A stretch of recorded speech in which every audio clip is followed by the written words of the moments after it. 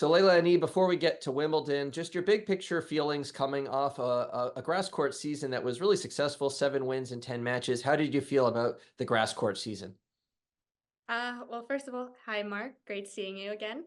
But yeah, no, I'm super happy with my grass court season.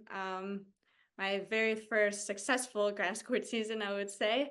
Got a couple more wins under my belt, feeling good, feeling comfortable on the grass court, and just overall enjoying my time on the surface with such short like season, such a short time to prepare and to just kind of get a feel for it.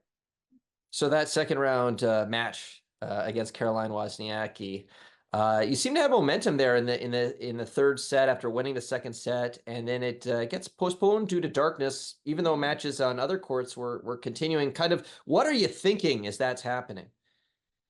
Um, yeah, no, I wasn't too happy that they stopped the match because, you know, I was the only match that they stopped, so I noticed that they still had more matches playing, and we did have a lot of sunlight being left, and then I think as I understood that if you postpone a match, you kind of wait it out to the next day, and there's so many things that were unfolding off court that kind of caught me off guard. I had to cool down, and then trying to get ramp up again to play on court one wasn't easy, and I did feel like I had the momentum. I did feel confident in the third set. I was feeling great, and I think those like little things, experiences that I got to take on and just learn from them. But there was definitely a lot of frustration on my part with the decisions that were being made. When did you find out that the match would be resumed that night? Because as you said, usually it's resumed the next day on the same court. So when did you find that out? And like, what's that adjustment like? We found that out maybe 30, 40 minutes later, like they were talking about it. But there was no conclusive answer. And, you know, when I found that out, I kind of said like I want to play the next day. I wanted to have the opportunity to compete the next day because I've already cooled down, because it's been kind of a long period. And unfortunately they wanted us to play that same day so that we can get the second rounds all done with. So it was a little hard to accept, and as I said, like, for me it was more on the health side, because I have cooled down, because I've stopped play, because like mentally now I'm like thinking, okay, I'll be playing next day, and now I have to resume my whole mental preparation. I have to get some snacks in as quickly as possible to like refuel, and then to restart my whole warm up routine. It was definitely something that was new to me. It wasn't easy. And then for it being so late, normally I'm like asleep at that time too. So like, for me, I had to kind of trick myself that no, it's middle of the day, I'm wide awake, I can still compete, I'm still good. And you know credit to Caroline, she played an amazing match. She did good in that situation. She had a lot of experience in it, and for me, as I said, it's just an experience to learn. It's a place where I can grow, and now we know what could happen in a tournament. And for us, we just got to be prepared for anything that happens, any curveball that gets thrown at us. Wozniacki played well, obviously coming back. You did too. I mean, you're a fighter, and we know that. And you fought hard. You were right there, 2 match points. How do you get over a result like that? Because there was the frustration with how it kind of resumed, and then you're so close. Like, how do you get over that?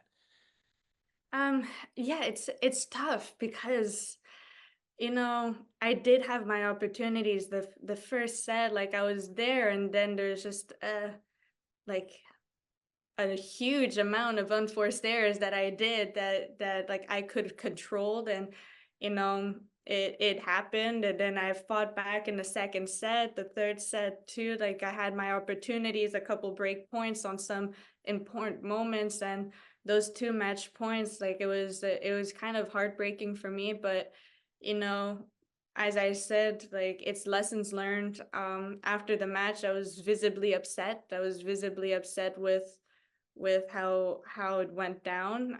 But you know, as I said, like we took it in the chin and we said, okay, we're gonna learn from this. What are the three things that I can work on for like tennis perspective, and what are the things off court that I can work on so that this doesn't happen again. What did you identify coming out of that? What are the things you want to work on? Yeah, well, of course, it's, I would say, like a little bit of the unforced errors. Like I think I did a little bit more unforced errors on the forehand during the game, especially on the down the line. I was going for my shots, and it didn't go in when it mattered. You know, a little bit of the returns too. I I was there in the beginning, and then, as I said, the important moments. Wozniacki, she, as a champion she is, she serves well. So, you know, I have to be ready for those moments. And, you know, I think it's just little details technically too that you got to keep working, keep chipping away, and it's gonna the results will come. So, yeah. I know you and your dad are always working on the mental side of the game, and I saw you recently gave you Kobe Bryant's book, The Mamba Mentality. I'm wondering what you've taken from that.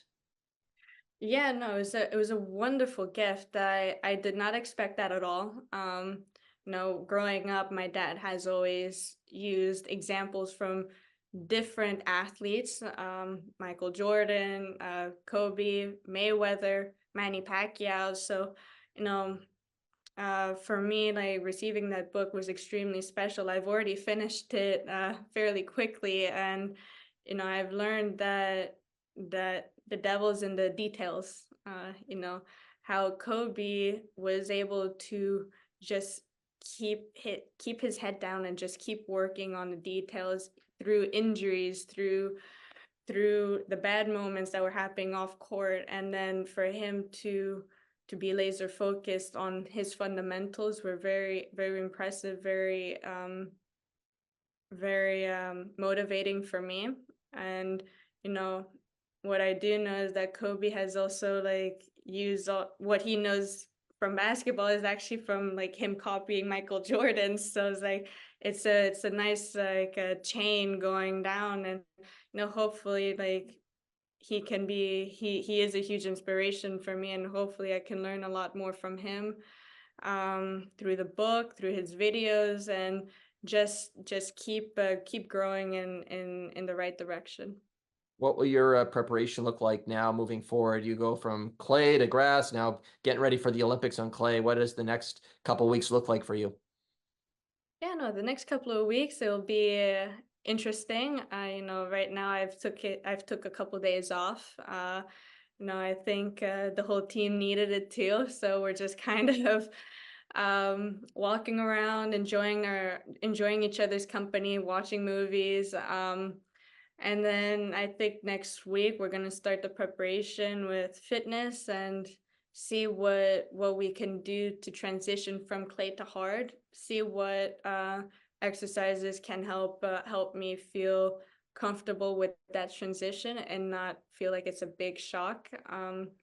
We in the tennis side, I know my dad has mentioned that we're gonna try to play on clay maybe in the morning and then on hard in the afternoon, or kind of like switch it up so that I'm always on my toes.